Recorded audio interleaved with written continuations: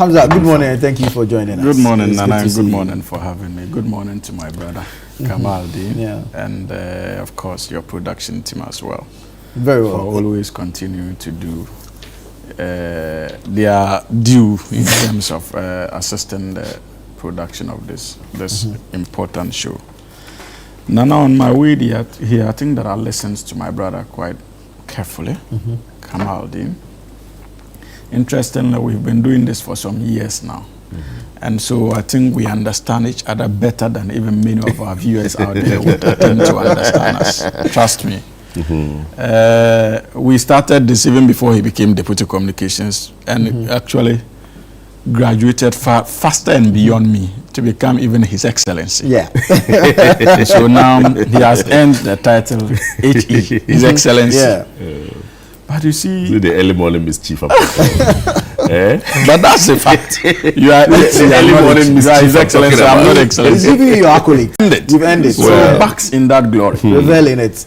But you see, I listened to him quite clearly, and I think that I agree with him when he makes the point that there's the need for us to concentrate on the nationalistic bit of the health sector crisis, especially the no-bed syndrome that we continue to battle with as a nation. I also was a bit worried, though in his admonition not for us to politicize the issue, I could see the burning desire to go on the political tangent. And I was like, is my brother listening to himself? The National Democratic Congress worked out when they were trying to pass the National Health Insurance Scheme. Today, when they go to hospitals with the card, do they look for NDC and MPP? Politics. And that is the MPP for you. Why did the NDC work out? Because the NDC started the whole process of national health insurance. Indeed, they were the first to have worked out in that 1998 Parliament under His Excellency Flight Lieutenant Jerry John Rawlings of blessed memory. That is a fact. It's a misinformation. When we piloted... Misinformation, no, complete misinformation. But let him finish. In 98. Complete misinformation. We never walked out. But don't worry, but let him go ahead. I will set the records right. Did you speak against it? Did your parliamentarians speak against it? Even if you didn't walk out, did they speak against it? So you see, he has been... No, I'm asking you a simple question. Himself. I'm asking you a simple question. That is misinformation. So, but completely. You cannot, by any stretch of imagination or analysis, ascribe the success story of national health insurance to the NPP. Really? But I just gave you see, he didn't question it. Were there those who brought it before Parliament in the first place in 98? Absolutely not. Were there those who started the piloting of national health insurance? Absolutely not. When they gave us a mutual health insurance scheme, were there those who made it nationalistic in character? Absolutely not. And unfortunately, I had to break it to you. I don't have the national health insurance card yet. I've never had it. In all honesty. And it doesn't mean that people should not go for it. You see, it doesn't mean that people should not go for it. I have not had the opportunity of being employed in the formal sector, unlike my brother. So I think when it was being piloted, I'm a hustler on the street until I became a lawyer. So even getting onto it was a bit of a problem. And now I have reached a stage where I feel that I can pay for myself for the time being, because even my work has nothing to do with government. Right. When it comes to hospital bills, inshallah, I should not be part of those who burden the national health insurance at this critical moment. That is not to say it's not important for people to go for. It is important. Yeah. Maybe I have other private health arrangements with private hospitals and stuff like that. So there are many other avenues available. So my brother, unfortunately, I will definitely look for the national health insurance card. But I can tell you in all sincerity that I've never had it. Right. I have never had it, but I will look for it. No, it's not a crime not to Yes, yes. But you see, and that's why I said that it is not good. Then my brother moved on. The very caution against partisanship on this matter in Parliament. My brother moved on to Agenda 111. You see, what happened yesterday is not just a failure of the health sector. It is a failure of politics, irrespective of the political party you belong to.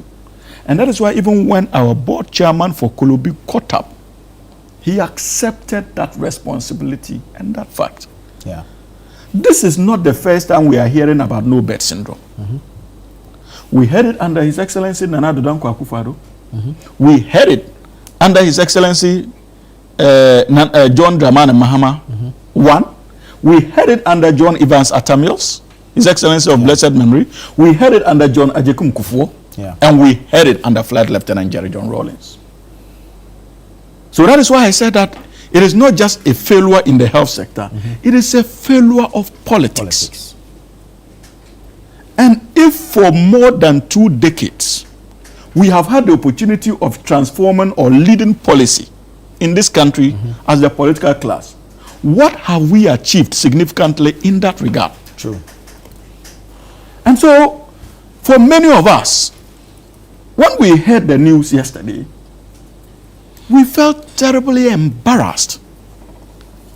I know that I was in the midst of many NDC people, and trust me, the chorus was similar. We're embarrassed because we did not just see it as a failure in the last 8 years of the MPP administration to do the necessary investments. We also saw it going beyond that period. As members of a political party, in all honesty. And that's why I gave you that trajectory. So we share in the blame. And that's why even Speaker himself said that as health minister, he had to deal with issues of that nature. That was way before Nana Addo became president. True. And that is the nationalistic view. Until we begin accepting responsibility as politicians this way, many of these critical issues would be difficult to confront. And for me, that is my problem. Yeah. Why is it that when a member of parliament calls, a bed will be created? Or a minister. Or when a minister calls, a bed will be created. Yeah. Is it that the beds are available and it's been auctioned to the highest bidder? It's so serious. It's sad. How do they By our health practitioners? No beds? Or how do they determine that there are no beds? And if these are the issues there, what are we also doing as political leaders in these organizations? These are critical questions we need to ask, my brother. And so, this is not just a question relating to the performance of the health sector in terms of nurses and doctors. It is also a reminder of the persistent failure on the part of the political class, whichever way you interpret it. True. Whichever way. And you see, when these things happen, the good people of this country begin to lose confidence in the political class. And these are the things that ultimately leads to a nasty situation of military intervention and other forms of intervention when it comes to our democracy. And that's why many of us are worried. Yeah. Many of us are worried. Beyond the accolades, beyond the, praises that were given in Parliament about the consensus nature of the problems that we are faced with the health sector, what needs to be done beyond the words? These are things we need to take on seriously. And you see, sometimes I say it, and maybe that is the reason why some of us,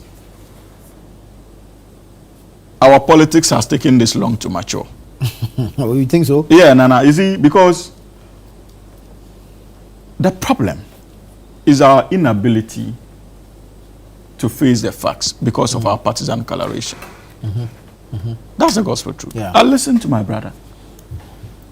And in his call for nationalistic politics, I could still see the leanings of partisanship. But it would have been humbling for him to concede that, look, yes, this problem has been persistent for some time, and we could have done something. Yeah. Especially the best, or we should have invested. For 8 years, we didn't. The NDC didn't. Under Mahama 1, They didn't under Mills. So what is the way forward? That opportunity was lost on him. But I will sit in this chair inspired both by the politics and fundamental principles of the National Democratic Congress that privileges, especially the deprived communities that he spoke about earlier, and most importantly, the character traits of John Dramani Mahama, and humbly concede that this is a failure we share a blame as politicians. And the time has come for us to confront that head on.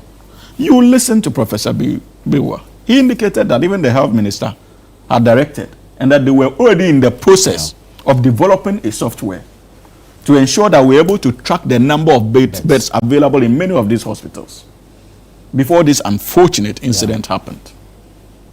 Let us put our lenses on how far they are going with that intervention. That's one.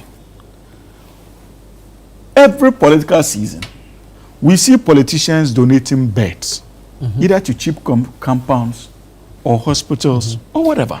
Where are those beds? Where are those beds? And how do we manage these hospitals? Yeah. Is it every case that comes to the hospital that needs to actually be detained? These are questions we should be asking. Yeah. And are our health professionals top-notch when it comes to actual experience? We need to know. Because, look, sometimes they detain people in the hospitals who ought not to be put on admission. Who ought not to be put on admission. There are nurses who would put you on admission, doctors on the authority of doctors who ought not to be on admission at all. There are people treated and discharged but detained because they are unable to pay their bills. And that is even understandable, and we can even understand that in a way. In some instances, the doctor is done treating the patient, but the processes leading to the discharge will take more than 2-3 days.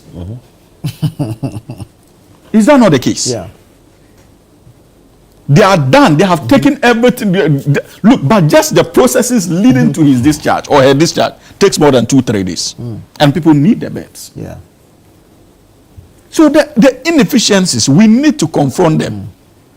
We need to confront the inefficiencies. In some cases, others are discharged. They are supposed to be removed from the hospitals, but their relatives are either nurses or doctors, and they are on duty, so they are kept on the bed till the next day that his duty ends and they move together. And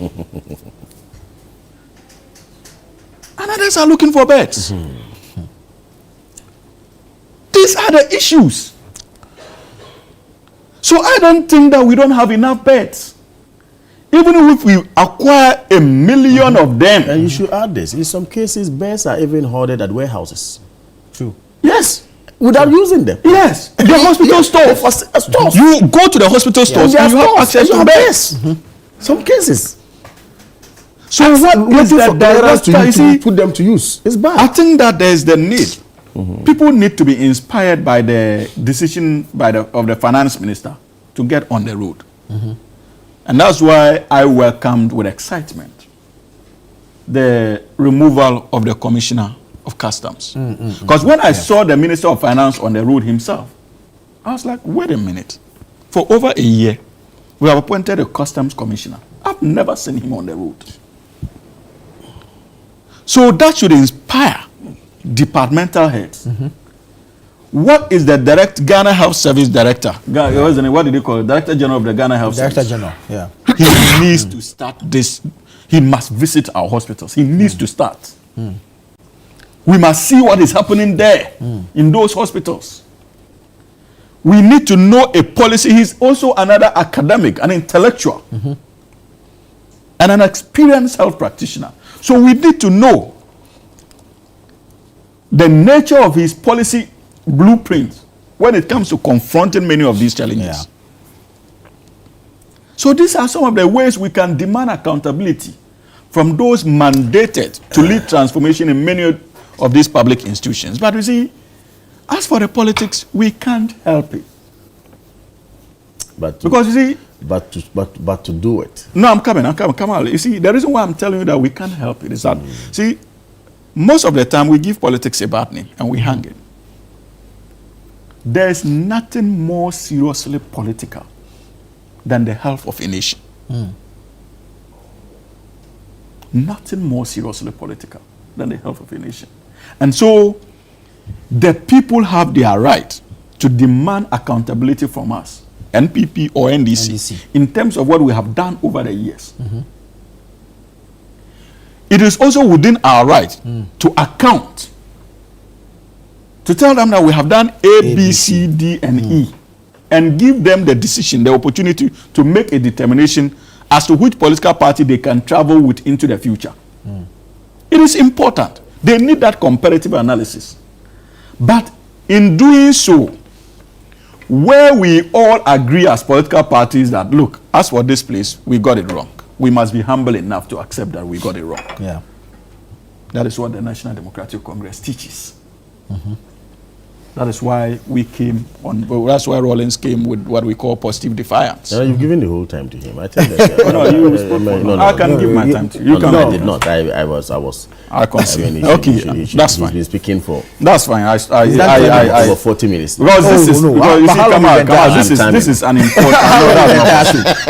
This is an important matter. This is an important matter, and you had ample time to do justice to it. Is he? I agree. So I want to agree with my brother at the tail end of his submission where he says that, look, sometimes you need to hold politicians for the provision of facilities that will aid. Of course, directive principles of state policy tells us that clearly a politician must be able, or the one at the helm of affairs must be able to provide as much as possible the amenities needed by the people to ease or to make their living standard better. So I want to agree with him when he says that, look, we cannot help but to introduce some politics of it, because decisions actually emanate from the politician. True. So you would have to be held accountable and all some of this. But see, after something has been introduced, and we all agree is good, like I give the example of the NHIS, for instance, which he came to give some misinformation on, that we walked out of Parliament in 1998, which is not true.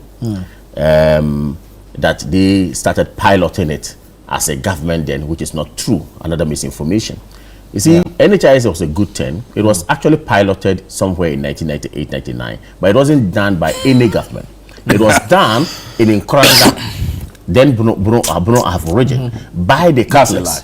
Please, check it. By the Catholics. I'm telling you, that's a lie. The government never piloted it. It was done by the Catholics somewhere in Nkranga. That was where they started piloting it. Then the idea was actually mooted and brought out. I remember Edward Nasigri, former PNC flag bearer. Okay? Yeah. Dr. Edward also piloted same in his hospital, at the private hospital, when he was running the private hospital somewhere in Dome, thereabout. So I'm not saying that it has never been piloted, but when you cross-check, the major pilot was done in the 90s, late 90s, around Nkranga, but not by any government. So we then took up and said, look, when we come to power, that's why when we campaigning, 1998 thereabout, it was one of the major policy of the Kufuor's campaign. He said the killer cash and carry policy by government shall be abolished when I can become president. That was his major promise to us. So you see, when you sit here and misinform people, that's your cup of tea anyway. But that said, many of the things that we have said this morning, we seem to be agreeing with each other. Okay? That look, when it comes to the major issues of politics, I mean health, we should not politicize some of these things, because we all benefit. And like I said earlier, sickness, in whatever form it comes, doesn't know anyone. It can visit anybody. We should not reduce our unity, our working in unison, to only when somebody is dead, and then we come to all sit down there and then shed crocodile tears, with all respect to everybody in a way. Okay, or come to say to want to eulogize the person, as it were. We should take a cue from this and move on as a people, and then develop more. But I also add my call to Hamza's last, submission, that look, the onus lies on us as politicians to ensure that we fashion up proper policies that will inure to the benefit of the people of Ghana. Otherwise, this country will go nowhere. If this person came to build UGMC, what did you come to add to UGMC? If that person came to do Agenda 111, what did you add on Agenda 111? If we need helicopters that will be dedicated for medical lifting or lifting patients, what are we doing about it? All these things ought to be answered by we the politicians, and then do it well, as it were, so that this country will grow. Very well. Hamza, final thoughts. First of all, Again, final thought. First of all, no, but it's my right of reply.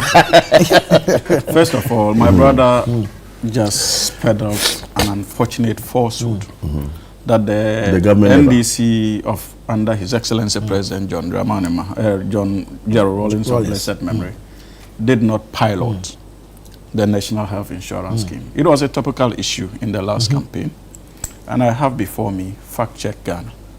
Take and read to your viewers. When His Excellency John Dramani Mahama did it, made the same assertion, and they accused him, Dr. Mahmoud Bawumia accused him of peddling falsehood. Fact Check Ghana did their own independent work and indicated that in Rawlings' first sessional address in 1993, he spoke about the National Health Insurance, and in 1995 he did same, and by 1997, August 1997, 4 districts were commissioned to start the pilot program. And in Koranza, already, like he indicated, they were already doing another health pilot. Were doing in Koranza. That's what I said. Please. So don't say no. Please. You said the NDC didn't pilot health insurance. Is that not what you said? Yeah. These are the facts. Oh my God. That it was piloted in 4 districts in the eastern region in 1998. So don't lie. Don't peddle falsehood if you don't have the facts. Don't peddle falsehood, my brother. These are the facts. Hamza. These are the facts. These are facts. And I see again. The man holding the whole state. He's not able to tell you how authentic it appears. No, this is from Fact Check Ghana. This is from Fact Check Ghana, and indeed it speaks to what Hamza is saying. Let me make my point. You have just been caught thumbs down. Again. It was a mutual health insurance scheme that you launched. And that was not the idea of the National Democratic Congress. It was part of the reasons why we had to walk out of Parliament, because we were looking for a national health insurance scheme. And the mutual health insurance scheme simply meant that if I traveled to do business in Accra, and unfortunately, God forbid, I get caught up in a hospital, I will not be able to use my card. Now, His Excellency what's the name? John Mills of blessed memory, ably assisted with by the current president, His Excellency John Dramani Mahama, moved it from mutual to what? National Health Insurance Scheme, to give it that national outlook. So that even if you travel all the way to Pasingte from Accra, and you have a medical emergency, you are rest assured that your card can work. The mutual restricted your access to the district you registered. Yes. That's what the mutual and then we made it national. So you see, come on. As part of a national, what else did you promise? Please. No, you remember it very well. We spoke about health facilities. Are we going into the politics? No, that's not. He cautioned that we should not. He's doing politics. Why? He's doing politics. I'm not doing politics. I'm responding to an obvious falsehood that you peddled. And now, you see, that is the beauty of the politics of the National Democratic Congress. I could have sat around this table and begin to enumerate the investments that His Excellency John Dramani Mahama made, even in his first time, as far as the health sector is concerned, which is not lost on any Ghanaian. In terms of the number of CHIPS compounds that came up, health facilities, including even the obvious, from the UG Medical Center to the SNIT Trust Hospitals to even what's the name, RICH. What's the name of the hospital? Greater Accra Regional Hospital. Yes, no, that's that's RICH. That's RICH, right? Yeah. Yes, a number of them. The phase 2 of Tamale Teaching Hospital. So the track record of His Excellency John Dramani Mahama speaks for itself when it comes to investments in the health sector. And you know, even in opposition, he and his wife were still engaged in the provision of health facilities to deprived communities. He didn't need donated funds. Lordina Mahama did not need donated funds from Ghana National Petroleum Commission to go and support the operationalization of health facilities in these districts, unlike we had in the past, where the president's wife had unfettered access to corporate social responsibility funds that were coming from organizations like GNPC. Lordina and the husband, even in opposition, so Lordina demonstrated that method. Lordina sold tomatoes and got her money. You understand? They used their network and they were heavily supported. It did not have to come from any state institution. Oh my God. It didn't. Let's move on. And so when I say we should not politicize it, I think we've done all so far. Let's not politicize it. Yes, I agree. But this man now. Let's not. Rojo Metal Nuno. Rana, let me make my point. Can I make my point? Can I make my point? Oh, I'm just asking. He's there. You know, he represented us in the last. Yeah, he was the one who drank tea and there were no biscuits. Yes. And you guys didn't give him biscuits. But why are you bringing Rojo into this conversation? No, but let me make my point. Are you going to let him to? Come on, hold on. At a point, can I make my point? Can I make my point? Please hold on. Yes. Can I make my point? Can I make my point? You are done making your point. I'm not done. Why are you the host? Are you settling the host? Please hold on. Let him land. Are you the host of the program? Go ahead. So, but you see, Nana, it is important that we do not belittle the issues with the petty partisanship. True. The most important thing is that there's a crisis at hand. And for me, I'll call on the media, this attitude of this country discussing top stories for like a week or two and let go. The time has come for our media organizations to also institute an internal policy where certain matters are not just reported for a day or two and let go. True. If you need to have a 2 or 3 member committee within your media organizations to continue flagging that matter and tracking progress, then let's do so. That is how you can meaningfully contribute to national development. It's not going to take more than 20 or 30 minutes of your time. We saw the kind of pressure you mounted on government in the case of the Galamsey fight. Yeah. Where many of you dedicated 5-10 minutes of your morning shows to tracking government's fight against Galamsey. We need that energy, that enthusiasm when it comes to tracking the issues of the health sector. It's not just the bed or no bed syndrome. It is just one of the things. Exactly. Trust me, our hospitals are going through enormous challenges. Indeed. Our citizens are suffering when it comes to access to healthcare. Indeed. And there's a need for us to begin to police it. And it's not because government has not done enough. Government still has so much to do. But sometimes it is rooted in inefficiency. True.